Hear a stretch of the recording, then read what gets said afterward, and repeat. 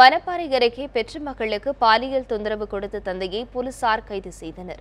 மணப்பாறை அடுத்த வீரணம்பட்டியைச் சேர்ந்தவர் கரும்பு வெட்டும் தொழிலாளியான நாகராஜ்.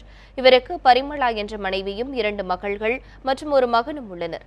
இவர்கள் மோகனூர், அரியலூர் உள்ளிட்ட இடங்களுக்கு சென்று கரும்பு வெட்டியதாக கூறப்படுகிறது. அப்போது தனது மூத்த மகளை நாகராஜ் பாலியல் தொந்தரவு செய்துள்ளார். இதுகுறித்து வெளியில் சொல்லக்கூடாது என்றும் மிரட்டியுள்ளார். கணவனின் தகாத செயலை பரிமளா நேரில் கண்டதை அடுத்து நாகராஜ் தலைமறைவானார்.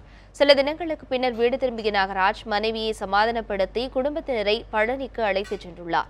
இந்நிலையில் மூத்த மகளை பள்ளியில் சேர்ப்பதாக கூறி அழைத்துச் சென்ற நாகராஜ் தங்கும் விடுதியில் வைத்து மீண்டும் பாலியல் தொந்தரவு செய்ததாக கூறப்படுகிறது.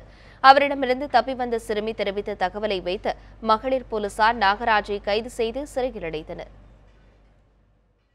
பள்ளிக்கூடம் சேர்த்து விட்றேன்னு சொல்லி என்னை மணப்பாறை கூட்டிகிட்டு வந்து ஹாஸ்டலில் சேர்த்து விட்றேன்னு சொல்லி எங்கள் பாப்பா தம்பியை மட்டும் ஹாஸ்டலில் சேர்த்து விட்டு என்னை ஹாஸ்டலில் சேர்த்து விடாமல் தனியாக ரூம் பார்த்து என்கிட்ட அசிங்கமாக நடந்துக்கிட்டாங்க.